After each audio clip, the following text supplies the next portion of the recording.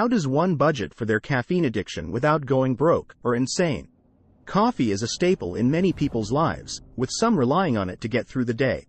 While a cup of coffee here and there might not make a dent in your budget, a caffeine addiction can quickly become costly.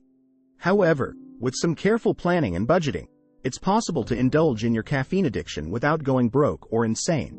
The first step in budgeting for your caffeine addiction is to figure out how much you're spending on coffee each week. This might be more challenging than it seems, as many people don't realize how much they're actually spending on coffee. Start by keeping track of every coffee purchase for a week or two. Write down the date, the location, and the amount spent. At the end of the week, add up the total and divide it by the number of days to get an average daily spending amount. Once you have an idea of how much you're spending on coffee each day, it's time to set a budget. This might mean cutting back on the number of coffees you buy each week or finding ways to save money on your coffee purchases. For example, brewing your own coffee at home can be much cheaper than buying it from a coffee shop. A bag of coffee beans or ground coffee can last for several weeks, which means you'll save money in the long run. Another way to save money on your caffeine addiction is to take advantage of loyalty programs and discounts. Many coffee shops offer loyalty programs that reward frequent customers with free drinks or discounts. Check with your favorite coffee shops to see if they have a loyalty program and make sure to sign up if they do. You can also look for coupons or discounts online, which can help you save money on your coffee purchases. It's also important to be mindful of where you're buying your coffee. While it might be tempting to grab a coffee from the first shop you see, it's worth shopping around to find the best deals. Some coffee shops might offer cheaper prices than others, or they might have special deals or discounts that you can take advantage of.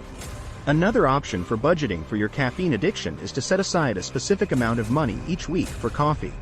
This can be a great way to control your spending and make sure you're not overspending on coffee.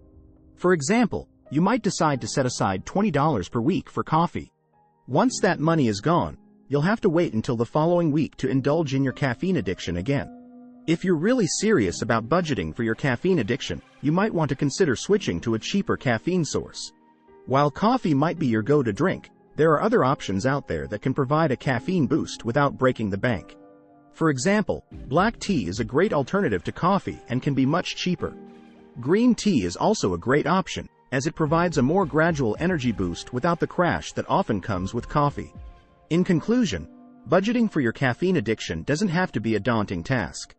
With some careful planning and budgeting, it's possible to indulge in your love of coffee without going broke or insane. Start by keeping track of your coffee purchases and setting a budget. Look for ways to save money, such as brewing your own coffee at home or taking advantage of loyalty programs and discounts. Be mindful of where you're buying your coffee and consider switching to a cheaper caffeine source if necessary. With these tips, you'll be able to enjoy your caffeine addiction without breaking the bank.